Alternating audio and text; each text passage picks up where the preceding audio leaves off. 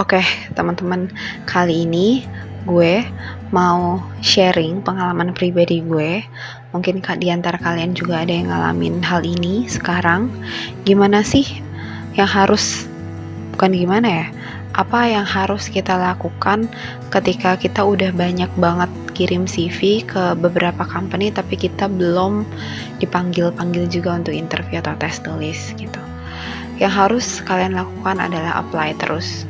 Oke, mungkin terdengar klise, tapi gini, urusan kapan kita dipanggil untuk interview, kapan kita dipanggil untuk tes, kapan kita tanda tangan kontrak, sampai kapan kita keterima kerja itu adalah bukan tugas kita.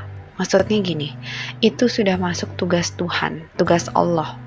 Karena gue meyakini di kehidupan gue ini ada campur tangan Allah.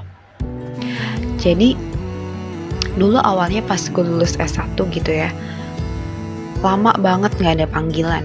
Gue juga stres karena memang pressure dari sosial itu kencang banget, karena mereka taunya gue belum dapat kerja misal gitu.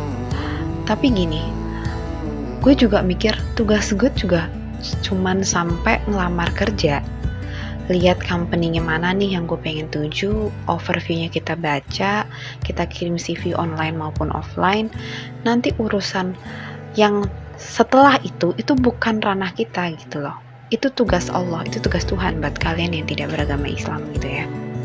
Jadi nggak perlu sampai pusing-pusing, aduh kok gue lama banget sih nggak keterima, sampai stres, sampai murung, sampai nggak ada aura bagus keluar dari badan kita gitu ya, sampai muka kita tuh kusem. Nggak perlu kayak gitu. Gue juga awalnya butuh waktu untuk sampai mikir seperti ini gitu. Intinya kita nggak membohongi diri kita sendiri. Maksudnya kemarin kita apply ke 15 company gitu, kita udah kirim CV 15 kali, terus besok ya ditambah jadi 5, jadi totalnya 20 gitu. Intinya kita nggak one step behind, kita harus one step ahead. Kalau misalnya dirasa udah cukup hari ini ya udah gitu, jangan push yourself too much. Karena apa? Sekuat apapun kita apply, sekeras apapun kita udah ngelakuin apa aja dari A sampai Z gitu, kita udah put everything on the line, kalau emang belum waktunya kita bisa apa? Kalau emang belum oke sekarang waktunya, Allah bilang kayak gitu atau Tuhan, ya terus mau gimana gitu, emang belum waktunya aja. Semuanya tuh udah diatur sangat sempurna di muka bumi ini, kita tinggal nunggu aja. Gue punya cerita gini, dulu gue pernah apply di company gitu ya, dan akhirnya gue ditelepon, gue datang untuk untuk tes tulis dulu, baru akhirnya gue pulang. Abis tes tulis itu gue tes interview dengan user A. Nah, gue nggak lolos dengan user A, tapi gue ada tawaran lain dengan user B. Oke ya, ketika gue menunggu untuk interview dengan user B, gue ketemu sama user A di lobbynya. Dia nanya, lo ngapain di sini gitu, in a polite way pastinya. Saya sedang mau ada interview. Oh oke, semoga jodoh ya gitu. Terus gue awalnya nggak gitu nih maksud jodoh di sini tuh apa. Tapi seiring berjalannya waktu dan gue udah diterima di company itu dengan user B gue ini, yang artinya gue juga satu company dengan user A. Setelah berbulan-bulan, gue baru tahu kalau hasil tes masuknya itu gue lebih tinggi daripada pegawai yang diterima oleh user A. Kebayang ya? Jadi gini men, even tes kalian itu hasilnya lebih tinggi, bukan berarti kalian akan dapat kerjaan itu. Karena apa? Lagi-lagi kerja itu jodoh.